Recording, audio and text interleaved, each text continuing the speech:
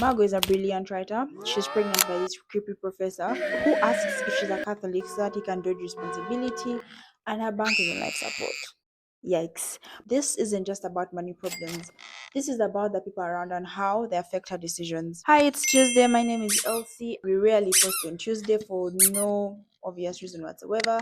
And welcome to the channel. And today we'll be diving into a series called Margo's Got Money Problems, and it's deeper than the title.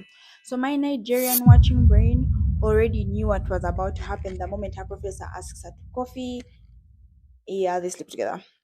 So he writes her letters and poems with this pure, creepy academic energy. They sleep together a couple of times and she gets nauseous. If you add 6 and 4 together, you get 10. Because Margo is 10 weeks pregnant.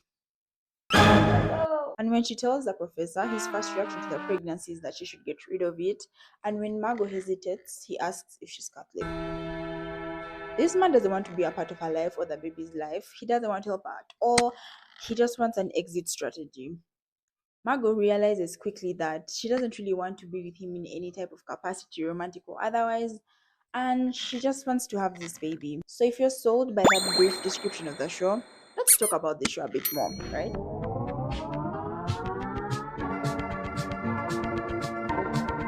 So this professor goes radio silent, shocker, but he keeps sending poems to Margo. But then the moment comes that breaks Margo.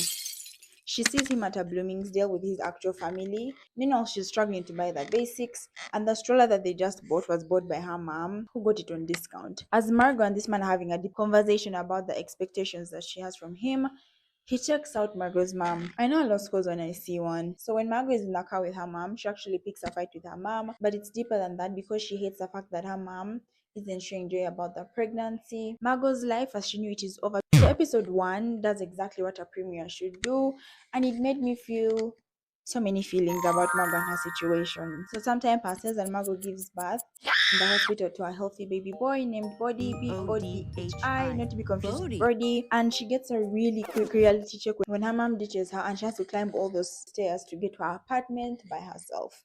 By the time she gets to her apartment, her 3 roommates are waiting for them, and they have zero clue on how to handle the baby in the flat. The baby won't stop crying, and pampers are $200 per week. And Margot's body is literally suffering. Then comes the 2 a.m. confrontation. Her roommate bursts in and she says, I know you'll never understand what this night of sleep will cost me. Yikes. But like I get, I thought she really so mean. She tells Margot that the baby is her responsibility and her responsibility are her exams and she needs sleep. It's 2 a.m. Her baby's crying and she's so over Margot and her baby. So she tells Margot to go out and take care of her baby from outside. I understand university stress, but also Margot is doing this alone. And that kind of sucks. So the roommates are fed up and leave with only a week's advance. And Margot has to pick up her big girl panties. She goes to see the professor and straight up asks him for $3,000. The next day, she gets a call from his mom who's accusing Margot of extorting her son. All she wants is help. She's now being accused of extortion. All the while, her dad Jinx is being released from the rehab program that he was in New Mexico. And when he finally gets his phone back, he sees all the texts that Margot has been sending him, and he rushes to her. Back this side, so Cheyenne, who is Margot's mom's name by the way, has a boyfriend called Kenny, and he's a church president and he's very annoying, and he decides to call Margot a fallen creature and in the same breath proposes to Cheyenne. So in the middle of this, Margot decides to go back to work, and in the middle of her shift, Cheyenne brings Body to work and Margot gets fired from her job. Her life isn't so great right now, and then Jinx knocks on the door. Jinx explains everything about how he's been in rehab, how he hadn't gotten a text, but the moment he read them, he rushes over, and now Jinx wants to make up for all that lost time. Jinx actually steps up his cooking, he's cleaning, he's teaching Cheyenne how to hold that baby, and he's great with Body by the way. Mwah. Chef's kiss moment of redemption. So when she goes to meet the professor's mom, she agrees and signs a $50,000 NDA, and this money goes into Body's financial trust, and they promise that they'll help grow it, and by the time he's 18 years old he'll get $300,000. But there's a catch. She can never contact the family, she can never go back to that university that the professor teaches, and there can never be any future claim coming from her. Margot agreeing to this means that she can't touch that $50,000 right now until Body turns 18, and she needs money right now to take care of herself and Body. Enter the OnlyFans pivot. So she joins as the hungry ghost and starts rating people's dick. But because she's a writer, she decides that her niche and what she's really good at, describing them like various Pokemon. So Margo scopes out the competition. She keeps looking on the platform and she sees the various creators and she's obsessed with these two creators, Killian Shores, who have almost 50,000 fans each, and Margo wants to collaborate with them. She DMs them with a prospect of a collab and tips them $50.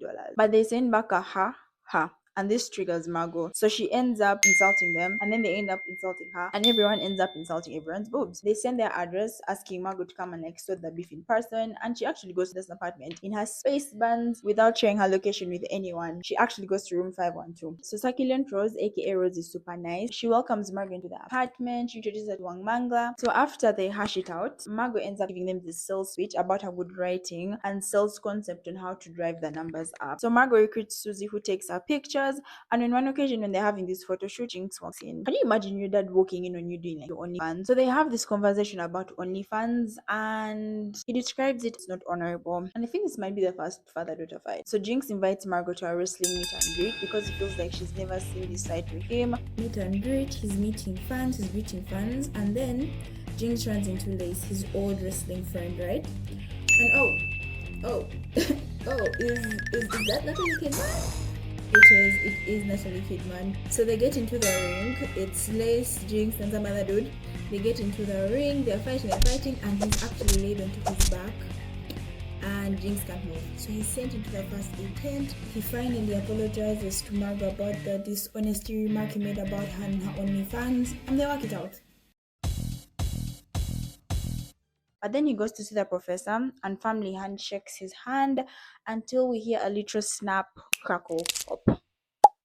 Jinx treats as violence, and honestly, I'm behind him on this decision because I hate the professor so much. Anyway, the professor ends with Margo facing a new reality of her becoming an OF creator, and they both warn her about the dangers that come with OF creating. There's the doxing, the death threats, the whole 9 yards. Margo sent her second NDA, and we're only on episode 3, and she prepares for her Verge debut as the Hungry Ghost. After a quick Google search, I found out that this show is a book adaptation, and I don't know if I want to finish the book, then finish the rest of the show, or finish the rest of the show, then read the book. I haven't yet decided. So Margo makes a lot of dumb decisions, and I almost gave up on the show because of them. But I'm glad I didn't, because the show picks up traction after episode 1. So you just have to sit through episode 1.